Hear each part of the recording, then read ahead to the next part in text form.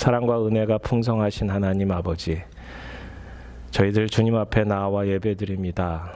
저희들이 함께 찬양드렸고 주님께 기도드립니다. 주님의 은혜 없이는 저희들 살아갈 수 없습니다. 주님의 은혜가 있어야만 살아갈 수 있습니다.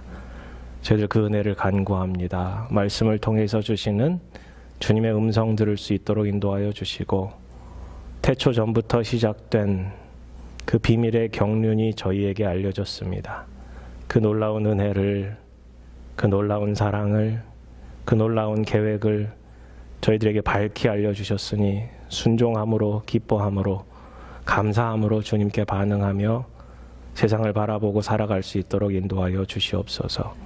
그리스도의 풍성함, 그것이 우리에게 선교의 사명으로 다가올 수 있도록 주님 일하여 주시옵소서. 감사하며 예수님 이름으로 기도드렸습니다. 아멘. 에베소서 강해 6번째 말씀입니다. 지난 5주간 에베소서 1장부터 말씀을 나누었습니다. 첫 번째, 에릭 목사님께서 우리는 누구인가에 대한 말씀을 나눠주셨어요. 우리는 그리스도의 은혜로 말미암아 하나님의 자녀가 되었습니다 라는 말씀 나눴어요. 우리는 입양되었습니다. adopted 되었습니다. 그죠? 우리는 하나님의 자녀입니다. 우리는 그리스도의 몸입니다 라는 것을 나누었어요. 두 번째 주에는 예배에 대한 말씀 나눴습니다. 함께 예배드림이 기쁨입니다. 함께 우리 예배 공동체를 세워감이, 서로를 위해서 기도함이 기쁨이 됩니다라는 말씀을 같이 나눴습니다. 누군가를 위한 기도, 누군가가 나를 위한 기도가 우리를 세워간다라고 말씀을 드렸습니다. 세 번째, 모든 것의 뿌리가 된 것이 사랑입니다라는 것, 모든 것의 기초가 사랑입니다라는 말씀 나눴어요. 속사람을 강건케 합니다. 예수 그리스도의 사랑 안에서 서 나가야 합니다. 하나님의 충만함으로 우리 가운데 사랑이 넘치게 채웁시다라는 말씀 나눴어요. 네 번째는 제자도는 생명입니다. 그죠? 우리가 제자로서 살아가면서 중요하게 얘기해야 되는 것이 그리스도를 통해서 우리에게 주신 새 생명입니다라는 말씀 나눴어요. 그래서 우리는 매일 옷을 갈아입듯이 새 사람으로 입어야 됩니다. 그죠? 제자도는 서로 간에 덕을 세우는 관계로 함께 자라나는 것, 함께 생명을 주고받는 것이 되어야 됩니다라는 말씀 나눴어요. 지난주는 은사에 대한 말씀 나눴습니다. 우리에게 주신 성령의 은사는 내 개인의 것이 아니라 우리의 그리스도의 몸, 이 유기체를, 지체를 함께 자라나게끔 만드는 하나님의 선물입니다라는 말씀을 같이 나눴어요. 이게 내 게 아니라 주님의 것이고 이것이 우리 공동체의 것임을 기억하셨으면 좋겠습니다. 오늘은 선교에 관한 말씀입니다. 함께 구원, 예배, 사랑, 생명, 은사, 제자도, 함께 자라남, 하나님께서 주시는 은사, 이러한 타이틀들이 사실 교회에 대한 이야기를 하면서 사도 바울이 에베소 교회에게 준 편지, 이것이 우리에게는 교회론의 교과서처럼 되어진다라고 말씀을 나눴어요. 오늘은 선교에 대해서 같이 말씀을 나누고자 합니다. 선교는 사실 교회의 존립 목적이기도 합니다. 우리가 왜 모여야 하는가? 우리가 왜 교회로 존재해야 되는가? 사실은 선교를 위해서 우리는 존재합니다. 여러분 가끔 성경 공부할 때 이런 질문 드려요. 전도와 선교의 차이점 아세요? 전도와 선교의 차이점. 아침에 일부 예배 때 여쭤보니까 전도는 이제 잘 아는 사람, 우리 같은 문화권에게 복음을 전하는 것이고, 선교는 타 문화권에게 복음을 전하는 것입니다. 그러셨어요. 일리가 있어요. 우리가 갖고 있는 프리컨셉션으로 그렇게 생각이 되어질 때가 많아요. 왜냐하면 선교라는 것 자체가 타 문화권 선교이기 때문에. 근데 선교학적으로 바라보면, 그리고 하나님께서 일하시는 바를 바라보고 우리가 선교라는 개념을 이제 새롭게 정의해야 될 때가 있는데, 이 선교를 좀 브로드한 텀으로 같이 많이 바라봅니다. 그래서 전도는 그야말로 그 말씀 그대로 그리스도의 복음, 예수 그리스도의 십자가의 놀라운 은혜를 전하는 거예요. 복음을 알지 못하는 사람에게. 그게 전도예요. 근데 선교는 무엇이냐? 예배가 드려지지 않는 곳에 예배가 드려지게끔 만드는 것. 교회가 없는 곳에 교회가 시작되게끔 만드는 모든 행위가 선교입니다. 선교가 좀 더 크죠. 선교가 좀 더 많죠. 분량이 많습니다. 저 복음이 전해질 뿐만 아니라 그 땅에 믿음의 공동체가 세워지고 믿음의 공동체가 세워질 뿐만 아니라 함께 예배드리고 함께 교회로 세워지고 또 교회가 다른 교회를 세워지는 데까지 돕는 것이 선교라는 거예요. 그죠? 우리들도 우리가 존재하는 것이 누군가의 선교를 통해서 우리가 이루어졌다는 사실. 그리고 우리에게 주어지는 사명은 누군가를 또 선교하는 사명이 우리에게 주어졌다는 사실입니다. 선교의 골은 무엇입니까? 선교의 골은 교회가 세워지고 교회가 자생하기 시작할 때, 교회가 또 다른 교회를 세우기 시작하고 교회가 지도자가 배출이 되기 시작할 때 선교사는 떠나게 돼 있어요. 모든 것을 그 자국에게 주고. 우리가 오늘 본문을 통해서 주시는 하나님의 말씀, 특별히 이방인을 향해서 주시는 말씀, 예수 그리스도의 복음을 알지 못하는 사람들에게 빚진 자의 심정으로 전해주고자 하는 사도 바울의 마음이 담겨 있습니다. 오늘 본문에 특별히 우리가 새롭게 바라봐야 할 것, 중요하게 바라봐야 할 단어가 있는데요. 성경에 반복되는 것들은 굉장히 중요합니다. 성경 본문에 있어서 어떤 본문을 바라보며 반복되는 단어는 중요하게 바라봐야 합니다. 오늘 2절에 바라보시면 하나님의 은혜의 경륜이라고 쓰고 있고요. 9절에 영원부터 만물을 창조하신 하나님 속에 감추어졌던 비밀의 경륜이라는 단어가 반복되어져서 나옵니다. 경륜이 뭐예요? 인터넷 찾아보니까 자전거 이렇게 타가지고 하는 걸 경륜이라고 하더라고요. 그게 아니고요. 원문을 찾아보니까 오이코노미아라고 쓰고 있어요. 오이코스라는 단어, 집이라는 단어를 오이코스라고 합니다. 그래서 어떤 교회는 이 오이코스라는 단어를 가지고 소그룹을 부르기도 해요. 그리고 네모라는 단어가 이제 운영이라는 뜻이에요. 그래서 오이코노미아라고 하는 것은 집을 운영한다라는 뜻이에요. 이 오이코노미아라는 단어에서 나온 게 이코노미예요. 경제학, 그죠? 이코노미. 근데 이 오이코노미아, 경륜, 영어로는 stewardship, 또 다른 버전으로는 dispensation이라고 번역이 되어지는데 이것은 하나님의 집을 경영하는 것이라고 생각하시면 돼요. 좀 더 다른 말로 하나님 나라를 경영하는 방식, 하나님 나라를 운영하는 하나님의 계획하심과 실행하심을 뜻하는 단어라고 생각하시면 돼요. 굉장히 중요한 단어예요. 그런데 이 에베소서에 특별히 사도 바울이 이 경륜이란 단어를 에베소서 1장에도 에베소서 3장에도 쓰고 있는데 이 단어가 비밀이라는 단어와 똑같이 갑니다. 비밀의 경륜이에요. 비밀의 오이코노미아예요. 그러니까 이게 감추어졌던 것인데 태초 전부터 이 예수 그리스도께서 부활하신 이 당시까지 감추어졌던 것인데 이제 사도 바울이 이 비밀의 경륜을 밝히 드러낸다라고 쓰고 있어요. 이 비밀의 경륜이 밝히 드러낸다는 것은 이전에는 없던 새로운 일들이 시작된다는 거예요. 오늘 본문의 컨텍스트를 바라보면 이 비밀의 경륜이 무엇인가? 이방인을 향한 하나님의 구원 계획이 현실이 되는 거예요.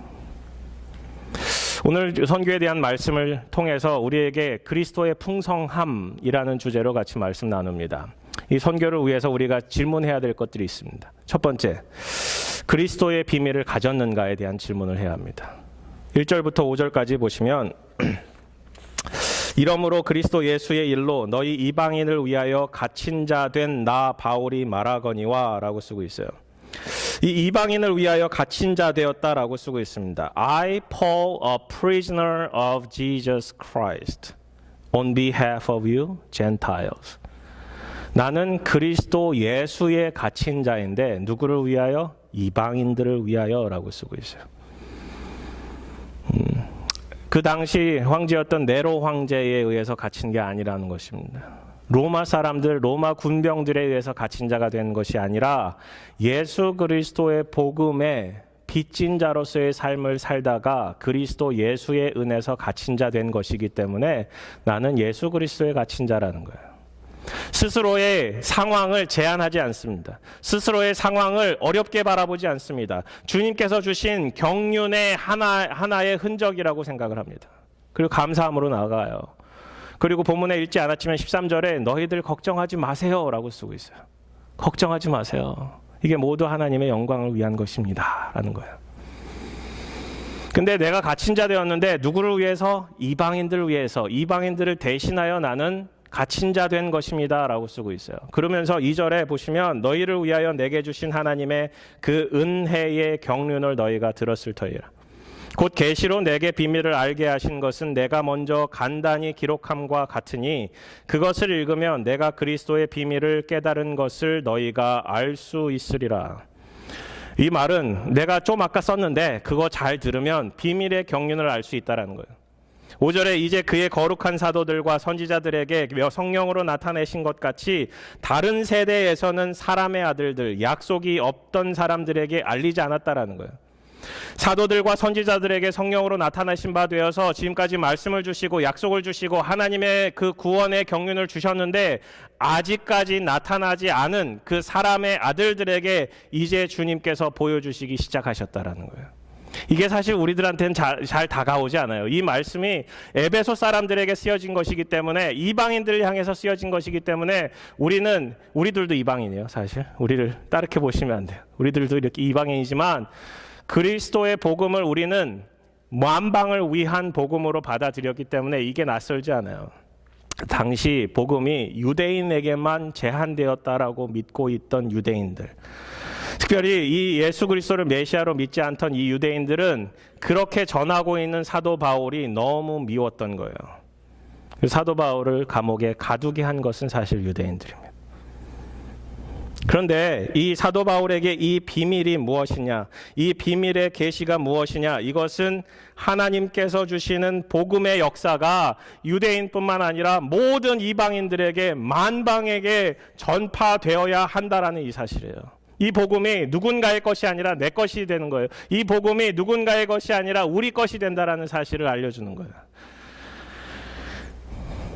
결국 이 메시지는 1장과 2장에 내가 먼저 간단히 기록함과 같으니라고 쓰고 있으니 1장과 2절을 같이 바라봐야 합니다. 1장 7절에 보시면 우리는 그리스도 안에서 그의 은혜의 풍성함을 따라 그의 피로 말미암아 속량 곧 죄사함을 받았다라고 쓰고 있어요. 예수 그리스도의 십자가로 우리는 속량, 죄사함을 받았습니다. 속량은 뭐예요? 값을 치르신 거예요. 우리의 모든 죄값을 주님께서 다 치르셨다라고 말씀하고 있는 거예요. 2장에 보시면 2장 11절부터 13절까지 우리 다 같이 읽어보는데요. 세 번역으로 제가 준비해 왔어요. 이걸 읽으면 조금 더 우리 개역개정판보다 좀 더 확실하실 것 같아요. 같이 읽을게요. 시작. 그러므로 여러분은 지난날에 육신으로는 이방 사람이었다는 사실을 명심하십시오. 손으로 육체에 행한 할례를 받은 사람이라고 뽐내는 이른바 할례자들에게는 여러분은 무할례자들이라며 불리며 따로됨을 당했습니다. 그때에 여러분은 그리스도와 상관이 없었고 이스라엘 공동체에서 제외되어서 약속의 언약과 무관한 외인으로서 세상에서 아무 소망이 없이 하나님도 없이 살았습니다. 여러분이 전에는 하나님에게서 멀리 떨어져 있었는데 이제는 그리스도 예수 안에서 그분의 피로 하나님과 가까워졌습니다. 이게 뭐냐? 하나님의 계획 가운데, 구원 계획 가운데 구약 성경을 살펴보면 유대인들만을 위한 하나님으로 그려져 있는데 그게 아닙니다. 하나님의 구원 계획은 창세 전부터 비밀로 감추어졌던 이 비밀이 모든 사람들을 위한 것이었습니다. 할례 받지 않은 사람들이여 걱정하지 마십시오. 당신들은 비록 외부인이었습니다. 외인이었습니다. 속된 말로 왕따였습니다. 그런데 이제는 하나님 없이 살았던 당신들이 예수 그리스도 안에서 그분의 피로 하나님과 가까워졌습니다. 이제 예수 그리스도를 믿기만 하면 유대인들뿐만 아니라 여러분들도 동일한 하나님의 권속, 하나님의 자녀가 다 된다라는 사실을 밝히고 있는 거예요. 이게 비밀입니다. 이게 비밀입니다. 그리스도 예수 안에서는 차별이 없느니라. 유대인이나 헬라인이나 이방인이나 자유자나 종이나 여자나 남자나 모두 다 같다라는 말씀을 선포하고 있는 거예요. 이게 위대한 선언입니다. 우리가 가끔 사극을 보잖아요. 사극에는 이제 왕과 이제 신하와 또 양반과 천민과 또 뭐 백정 이렇게 아주 천한 사람들까지 계급이 구분되어 있었잖아요. 거기에 한번 왕이 선포하는 거예요. 모든 사람이 같다. 왕을 포함해서. 이거는 사실은 중간 계층이든 혹은 양반 계층이 받아들일 수 없는 거예요. 이 선언을 하고 있는 거예요. 모두 같습니다. 그리스도 안에서 모두 하나입니다. 에베소서 2장 19절이 핵심입니다. 결론은 무엇이냐? 같이 읽을게요. 그러므로 이제부터 여러분은 외국 사람이나 나그네가 아니요 성도들과 함께 시민이며 하나님의 가족입니다. 하나님의 가족입니다. 여러분이 밖에 있는 사람이 아니라 하나님과 가까워졌고 예수 그리스도를 믿으면 이제 하나님의 가족이 됩니다. 이게 구원의 비밀의 경륜이라는 거예요. 이걸 가지셨어요? 예수 그리스도의 십자가의 보혈을 가지셨나요?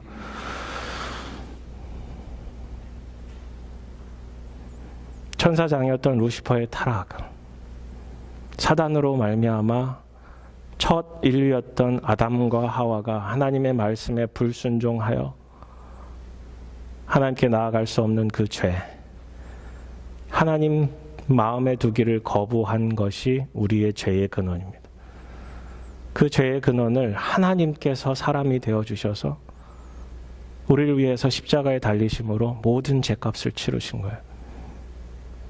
그 방법 외에는 다른 방법이 없습니다. 그 예수 그리스도의 보혈, 그 비밀의 능력을 소유하시길 바랍니다. 우리가 매주 왜 예배 드리는지 아세요? 제가 왜 계속 이 복음을 반복하는지 아세요? 저를 포함해서 우리가 세상 가운데 살아가면서 이 복음의 능력이, 복음의 힘이 희석돼 버릴 때가 너무 많습니다. 일상 가운데 살면서. 우리는 구원받았지만, 우리는 점점 더 거룩해지고 있지만 비거룩성이 우리 가운데 여전히 존재하고 있기 때문에 우리의 삶 가운데 하나님의 통치가 이루어지지 않는 영역이 여전히 많이 있기 때문에 주님을 24시간 바라보자라는 것을 화요일날 수요일날 성경 공부를 통해서 계속 나누고 있습니다. 주님을 바라봅시다. 근데 계속 하면 할수록 우리에게 드는 생각은 이거는 불가능합니다라는 거예요. 이 불가능을 어떻게 가능케 합니까? 우리가 천국 가서는 24시간 바라볼 거거든요. 영원히 바라볼 거거든요. 영원히 하나님과 함께 할 거거든요. 주님과 함께 하는 그 일들이 기쁨이 되고 즐거움이 되고 또 매주 예배드리면서 우리가 희석되었던 세상에 또 세상 속에 살아가는 그리스도인으로 희석되었던 그 복음의 본질을 회복시켜 나가는 일들이 우리 예배예요. 제가 매주 이렇게 설교하면서 드는 생각은 주님, 은혜 없으면 제가 이 자리에 설 수 없습니다. 은혜 없이는 살아갈 수가 없습니다. 그 비밀, 그 감춰졌던 비밀, 그 복음의 역사를 굳게 붙드십시오. 이 복음이 우리 것만은 아닙니다. 예수님께서도 말씀하십니다. 마가복음 16장 15절에 또 이르시되 너희는 온 천하에 다니며 만민에게 복음을 전파하라. 만민에게, to all creation. 이 사명이 우리에게 전해졌어요.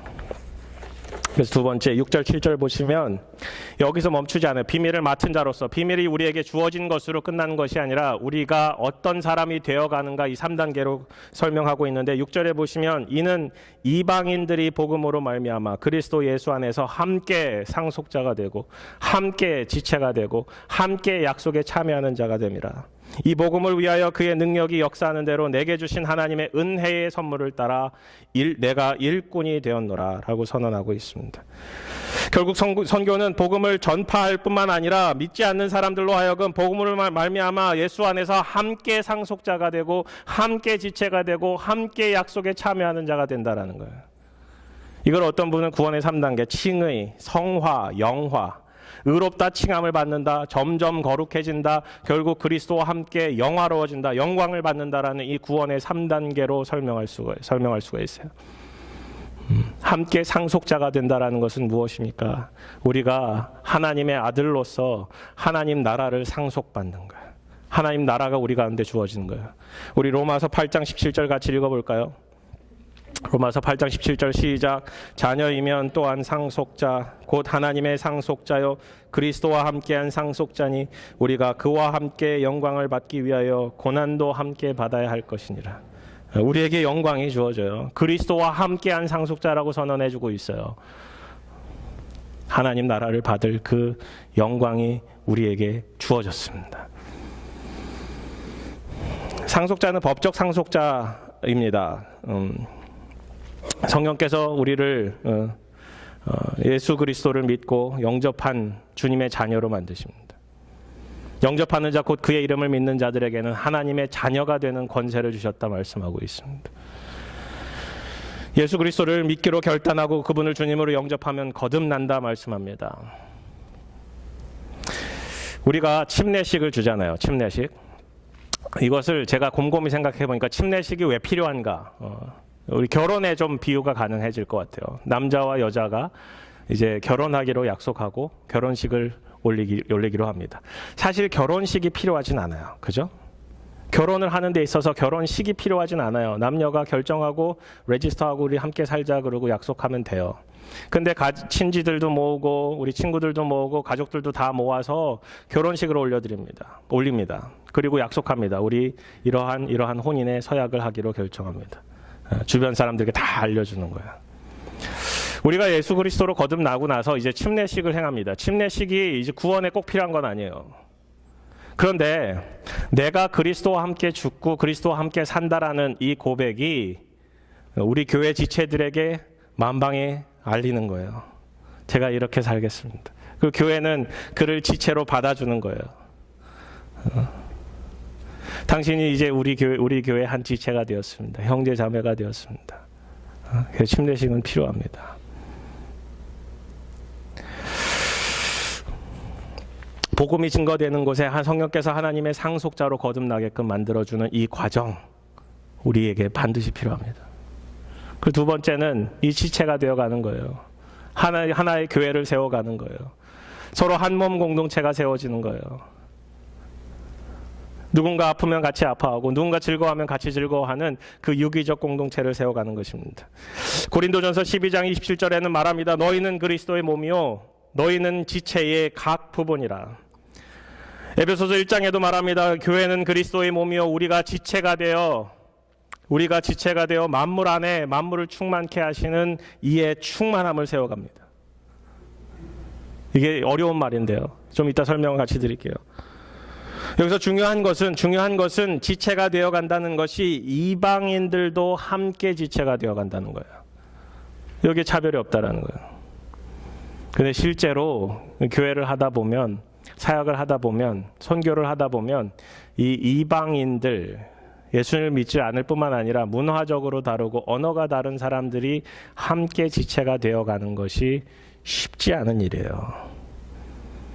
우리 KM과 EM이 같이 존재해요. 우리 교회에서도. 이 KM과 EM이 같이 이제 세워가면서 우리 다음 세대를 위해서 이제 꿈꾸는 교회, 커넥 교회가 세워가는 것을 꿈꾸지만 EM과 KM이 같이 가는 것도 이게 쉬운 일은 아니에요. 근데 그 벽을 허물어야 된다라고 얘기하고 있어요. 함께 지체가 되어간다. 한 몸 공동체가 세워진다. 이것은 우리를 자라게 만듭니다. 지난주에 같이 나눴어요. 성령의 은사는 교회 몸을 세우기 위함입니다. 성령의 은사를 통해서 몸이 함께 자라나가야 됩니다. 때로는 우리가 주님과 1대1의 관계, 개인적인 관계를 중요시할 때가 많아요. 주님 만나고 개인 경건 시간 갖고 주님과 동행하면서 우리가 살면 되지 뭐라고 생각할 때가 많은데 성경적으로는 wrong이에요. 우리가 주 안에서 같이 배우고 같이 자라나고 사역하면서 지체가 되어 가야 되는 것이 중요합니다. 그러면서 다음 단계인 약속에 참여하는 자가 가능해져요. 복음은 잘못된 선민의식을 깨뜨렸고, 복음은 모든 민족으로 약속의 참여자가 되게 만들고, 복음은 처음 된 자가 나중되고 나중된 자가 이제 먼저 되는 역사를 이루게 합니다. 복음은 나중된 이방인들로 하여금 아브라함의 그 약속의 참여자로 만들어줘요. 하나님의 언약의 참여자가 만들어져요. 이 약속의 참여자는 두 가지 의미가 있는데, 하나는 주님의 명령에, 주님의 약속에 참여했다는 것이고, 또 하나는 마지막 주님의 재림에 참여한다는 거예요. 근데 주님의 약속에 참여한다라는 이 말씀을 주님의 지상 명령과 대비해서 보면은 좀 더 명확해져요. 우리 마태복음 28장 18절부터 20절까지 대변되는 Great Commission, 너희는 가서 모든 족속으로 제자를 삼으라는 이 말씀이 사실 굉장히 중요해요. 근데 이 말씀이 누구에게 주어졌는가도 중요합니다. 약속에 참여하는 것이 언제부터인가 우리가 바라보는 것이 중요합니다. 마태복음 28장 17절만 읽을게요. 제일 위에 있는 거. 시작. 경배하나 아직도 의심하는 사람들이 있더라. 생각해 보세요. 제자들이 있어요. 예수를, 부활하신 예수를 만나요. 주님 정말 부활하셨군요. 약속대로 부활하셨군요. 말씀대로 부활하셨군요. 우리에게 생명을 주시는군요. 근데 주님을 바라보고 있어도 의심하고 있어요. 부활하신 주님 바라보고도 의심하고 있다니까요. 가끔 우리가 신앙생활 하면서 의심이 이렇게 막 올라올 때가 있어요.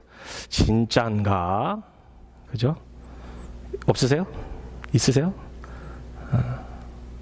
복음을 굳게 믿고 있어도 내가 정말 주님의 은혜를 깊게 체험함에도 불구하고 내 마음속에 끊임없이 의심이 들어요. 내가 지금 뭐 하고 있나?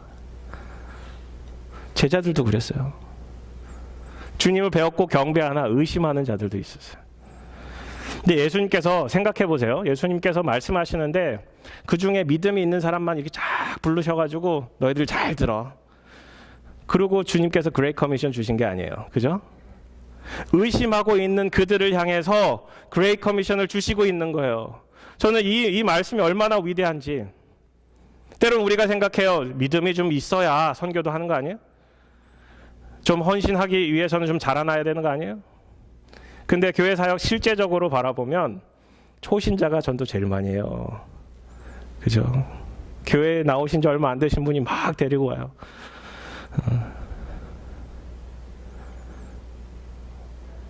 그게 하나님 나라의 역사인 것 같아요. 사실은 의심도 하면서도 참여할 수 있다라는 게 이게 하나님 나라의 역사예요. 우리가 선교를 하면서 우리가 복음을 전하면서 주님의 나라를 위해서 주님께서 함께 하시겠다라는 이 약속에 참여하면서 우리에게 의심이 들 때도 있고 내가 잘 잘하지 않았다라고 느낌이 들어도 우리는 약속에 참여해야 합니다. 주님께서 감추어 주었던 비밀의 경륜이 밝히 드러난 주님의 은혜이기 때문입니다. 세 번째, 그리스도의 풍성함을 가지고 선교해야 합니다. 여러분은 그리스도의 풍성함을 가지셨어요. 그리스도의 풍성함을 가지셨어요. 우리 8절 다 같이 읽을게요. 8절 한 절만요. 시작. 모든 성도 중에 지극히 작은 자보다 더 작은 나에게 이 은혜를 주신 것은 측량할 수 없는 그리스도의 풍성함을 이방인에게 전하게 하시고, 측량할 수 없는 그리스도의 풍성함이 이방인들에게 전해졌다. 이 측량할 수 없는 그리스도의 풍성함은 unsearchable riches of Christ. unsearchable, 찾을 수 없는, 바라볼 수 없는, 잴 수 없는 riches. 그 퀄리티를 얘기하는 거죠. 그 그리스도의 풍성함이 이방인들에게 전달된다. 예수님께서 하시는 거예요. 사실은 우리는 전달자예요. 근데 우리가 그리스도를 풍성하게 채우지 않고는 이 사역이 감당하기 어렵다라는 거예요. 물론은 의심하는 자들도 복음에 참여할 수 있지만 그렇게 되는 것은 점점 복음의 사역에 참여하면서 자라나는 거예요. 그 의심이 사라져요. 사람들이 주님께로 돌아오는 것들을 바라봐요. 그 기쁨에, 그 은혜에 같이 참여하면서 우리는 자라날 수 있어요. 이게 unsearchable riches of Christ. 제가 제 신앙을 돌아봐요. 저는 사역자이지만 저도 신앙인이잖아요. 믿음을 바라보면서 제 믿음이 언제 가장 많이 자라고 있는가? 지금인 것 같아요. 지금 사역에 참여하면서 주님 은혜 주지 않으시면 제가 살아갈 수 없습니다라는 이 고백을 하면서 주님께서 저를 자라게 하세요. 저를 자라게 하세요. 주님께서 주시는 그 은혜의 풍성함. 사도 바울은 1장부터 3장까지 그 풍성함에 대해서 반복적으로 쓰고 있습니다. Riches of Christ. 그 또 하나 반복되는 단어가 있어요. 충만함이라는 단어예요. 충만함. 이 풍성함과 충만함이 사실은 비슷해 보이는데 원어상으로는 좀 차이가 있어요. 충만함 fullness예요. 그죠? 우리를 가득 채운다라는 의미예요. 그거는 이제 양적 체험이에요. 그리고 이 풍성함은, 이 riches는 이 질적인 체험이에요. 양적으로 질적으로 우리의 삶을 그리스도로 채워가면서 그것이 그리스도의 사랑이 전달될 수 있도록 하는 그것. 이번 올해 우리 표어가 사랑이 넘치는 교회입니다. 사랑이 차고 넘쳐서, 질적으로 양적으로 차고 넘쳐서 그것이 흘러나갔으면 좋겠습니다. 그리고 나서 9절부터 12절까지는 좀 익스트림한 단어들을 많이 써요. 영원, 만물, 모든 것, 또 영원도 반복이 되고요. 담대함과 확신. 그러면서 사도 바울이 보여주고자 하는 것은 이방인들로 하여금 교회를 세우고 그 교회를 통해서 모든 것을 알게 하고 주님께로 온전히 나아가게끔 만든다라는 거예요. 영원부터 만물을 창조하신 하나님께서 하나님 속에 감추어졌던 비밀의 경륜이 어떠한 것을 드러내게 하려 하심이라. 그리스도의 풍성함을 이방인에게 전함으로 이제 교회로 말미암아 하늘에 있는 통치자들과 권세들에게 하나님의 각종 지혜를 알게 하려 하심이니 곧 영원부터 우리 주 그리스도 예수 안에서 예정하신 뜻대로 하신 것이라. 그죠? 주님께서 영원부터 예정하신 그 뜻대로 지금 세워나가는 거예요. 모든 인류를 향한 하나님의 구원 계획, 제한이 없다라는 거예요. 우리가 그 안에서 그를 믿음으로 말미암아 담대함과 확신을 가지고 하나님께 나아감을 얻느니라. 주님을 향한 예배예요. 이 선포가 우리 가운데 충만하기를 주님의 이름으로 축원합니다. 네, 그리스도로 풍성해져야 돼요. 그리스도로 충만해져야 돼요. 이 땅에 그리스도를 충만케 하는 그것이 우리가 해야 되는 목적이에요.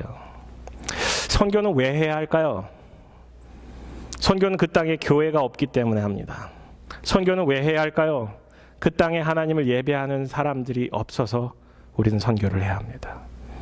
선교의 목적은 그 땅에 복음을 전해서 그리스도인으로 만드는 것이 아니라 선교의 목적은 예배예요. 이걸 잘 보여주는 구절, 우리가 선교를 배울 때 우리가 기억해야 되는 구절이 시편 67편이에요. 시편 67편. 이건 꼭 기억하시고 같이 묵상하시고 라이프 그룹에서도 같이 읽고 같이 바라보셨으면 좋겠습니다. 우리 다 같이 읽어볼게요. 시편 67편 시작. 하나님은 우리에게 은혜를 베푸사 복을 주시고 그의 얼굴의 빛을 우리에게 비추사 셀라. 주의 도를 땅 위에 모든 나라에게 알리소서. 하나님이여 민족들이 주를 찬송하게 하시며 모든 민족들이 주를 찬송하게 하소서. 온 백성은 기쁘고 즐겁게 노래할지니 주는 민족들을 공평히 심판하시며 땅 위의 나라들을 다스리실 것임이니이다. 셀라. 하나님이여 민족들이 주를 찬송하게 하시며 모든 민족으로 주를 찬송하게 하소서. 땅이 그의 소산을 내어주었으니 하나님 곧 우리 하나님이 우리에게 복을 주시리로다. 하나님이 우리에게 복을 주시리니 땅의 모든 끝이 하나님을 경외하리로다. 아멘. 아까 말씀드렸죠. 반복이 중요하다고. 여기서 반복되는 구절이 찾아지세요? 반복되는 구절이 어디 있어요? 3절과 5절이 똑같죠? 그죠? 중간에 4절을 두고 3절과 5절을 둬요. 그리고 1절과 2절과 6절과 7절이 남았죠. 1절과 2절과 6절과 7절 사이에 반복되는 단어가 또 보이세요? 뭐예요? 복이에요. 복. 그죠? 1절과 2절, 6절과 7절의 복을 얘기하면서 3절과 5절을 같이 두고 4절을 하이라이트하고 있는 거예요. 이 성경 말씀의 구조인데 시편을 배울 때 이러한 것들을 잘 살펴보고 성경에서도 이러한 성경의 구조들을 살펴보며 무엇을 강조하고 있는 걸 잘 보셔야 돼요. 뭘 강조해요? 4절이에요. 온 백성이 기쁘고 즐겁게 노래할지니 주는 민족들을 공평히 심판하시며 땅 위의 나라들을 다스리실 것임이니라. 두 가지죠. 모든 민족이 하나님으로 말미암아 기뻐하고 즐거워하며 찬양하고 그 땅을 하나님께서 통치하실 것이라는 하나님 나라에 대한 선포가 이루어지는 거죠. 이를 위해서 모든 민족을 찬양케 하고 예배케 하고 그리고 우리에게 복을 주신다라는 이 말씀이에요. 이 말씀을 정리하면 첫 번째, 구원의 도가 만방에 전해졌다는 거. 2절에 주의 도를 땅 위에 주의 구원을 모든 나라에 알리소서. 이건 시편은 사실은 구약에 있는 구절이에요. 유대인들을 위해 쓰여졌다고 알려진 이 구약이 사실은 만방의 복음을 전하기 위한 목적이라고 우리는 기억해야 합니다. 제한이 없어요. 제한이 없어요. 두 번째는 모든 민족이 주를 찬양케 하고 예배케 하는 거예요. 모든 사람들로 하여금 찬송과 예배를 받으시기 위해. 이사야서 43장 21절 4321 법칙이에요. 제가 늘 얘기한 4321 법칙. 하나님께서 우리를 창조하신 목적이 우리를 하나님을 찬양케 하기 위해서, 찬양케 하기 위해서, 영광 돌리기 위해서. 세 번째는 모든 백성이 즐겁게 찬양하고 기뻐할 거예요. 마지막으로 우리에게 복을 주신 이유가 이 땅의 모든 사람들을 주님께 경배케 하기 위함이라는 거예요. 우리가 왜 선교해야 합니까? 예배가 존재하지 않는 곳에 선교가 존재하고, 예배가 존재하지 않는 그곳에 같이 예배케 하기 위해서 존재합니다. 에콰도르 선교의 부르심을 받아 응답했던 한 사람, 엔드 오브 스피어라는 영화의 주인공이었던 짐 엘리엇이라는 선교사님이 계십니다. 짐 엘리엇. 4명의 다른 사람과 5명이서 이 에콰도르, 특별히 아우카 부족을 위해서 5년간 기도해요. 위튼 칼리지 졸업생으로 많은 사람들이 그를 좋은 목회자가 될 거라고 이제 생각했지만, 그는 이렇게 생각해요. 왜 복음이 여러 번 전달이 되는 곳이 있는가 하면 복음이 한 번도 전달이 되지 않는 곳이 있는가? 나는 이것을 위해서 쓰임 받아야겠다. 그리고 나아갑니다. 비행기를 타고 아우카 부족 그 해변가에 정착을 하고 텐트를 치고 이제 사역을 시작하려고 하는데 칼과 창에 맞아 죽습니다. 복음의 시작도 하지 못한 채. 복음의 시작도 하지 못한 채. 우리 한국의 처음 기독교 초기 역사를 바라볼 때 언더우드와 아펜젤러 선교사님을 얘기하지만 그 전에 토마스 선교사라고요. 성경 하나 지어주고 돌아가신 분이 계세요. 그런 것처럼 이분도 해변가에서 복음 하나 전하지 못하고 그 부족 사람들에게 죽습니다. 신기한 거는 그들의 주머니에 총이 있었어요. 그들의 주머니에 총이 있었어요. 총을 그들에게 쏘지 못하고, 차마 쏘지 못하고 그들에게 죽임을 당한 거예요. 이 소식이 좀 알려졌어요. 그래서 라이프지와 타임지에서 이제 여러모로 이제 조사를 하고 이제 이런 글을 썼어요. What a unnecessary waste. 얼마나 불필요한 낭비인가. 젊은이 5명이 가서 그냥 죽임을 당했으니 사역에 꽃도 피우지 못한 채, 단 한 사람에게 복음을 전하지 못한 채. 이 소식을 들은 그 짐 엘리엇의 아내 엘리자베스 엘리엇이 인터뷰를 청합니다. What a waste라뇨. 짐 엘리엇은 어렸을 적부터 평생 꿈꿔왔던 일을 행한 것입니다. 웨이스트가 아니라 주님께서 그에게 복음의 씨앗을 심기도록 주님께서 사용하신 것입니다. 그리고 이 엘리자베스 엘리엇이 이 부족으로 들어가요. 복음을 심기우기 시작해요. 그 땅에 수백 교회가 개척이 되고요. 심지어 짐 엘리엇을 죽였던 사람들도 목회자가 돼요. 이게 하나님 나라의 법칙이에요. 누군가의 희생이, 누군가의 고통이 하나님 나라의 꽃이 되어 간다는 사실. 이 짐 엘리엇이 썼던 여러 가지 일들을 이제 책으로 펴냈는데 그 중에 하나예요. 이분의 고백이에요. 같이 읽었으면 좋겠습니다. 시작. 하나님, 제가 감히 하나님께 기도드립니다. 이 부족한 나의 나무 토막 같은 인생에 주여 불을 붙여 주소서. 제가 주를 위해 탈 수 있도록 나의 삶을 주께서 소멸시키시옵소서. 이 몸은 주의 것입니다. 나는 오래 사는 것을 원하지 않습니다. 완전하고 풍성한 삶을 원합니다. 바로 주님과 같이. 주님은 우리를 풍성한 삶으로 살아가기를 원하십니다. 요한복음 10장 10절에 이렇게 말씀하세요. 내가 온 것은 양으로 생명을 얻게 하고 더 풍성히 얻게 하려는 것이라. 예수 그리스도로 삶을 풍성히 채우십시오. 그리스도의 비밀을 맡은 자로서의 삶을 살아가십시오. 그리스도의 비밀을 가지십시오. 그래서 상속자가 되고 지체가 되고 약속에 참여하는 자가 되어서 그리스도의 풍성한 그 은혜를 누리시기를 바랍니다. 우리 다 같이 커넥교회가 그리스도로 풍성케 되고 그리스도로 충만케 되는 그 역사가 이루어지기를 주님의 이름으로 축원합니다. 같이 기도하시겠습니다. 하나님 아버지, 그렇습니다. 우리는 여전히 부족하고 여전히 모자르고 여전히 의심하고 있지만 주님께서는 우리를 믿어주시고 신뢰해 주시고 우리에게 사명을 맡겨주십니다. 그 선교적 사명을 저희들이 붙들고 살아갈 수 있도록 인도하여 주시고 주님 나라를 위해서 쓰임받는 인생들 다 될 수 있도록 인도하여 주시옵소서. 혹 저희 중에 그리스도의 비밀을 아직 모르시는 분들이 있으면 마음을 깨우쳐 주시고 성령을 더하여 주셔서 예수 그리스도가 우리 죄를 위하여 십자가를 지신 그 사건을 우리 마음속에 받아들이고 그 삶을 주님께 붙잡힌 바 된 삶으로 살아가도록 인도하여 주시옵소서.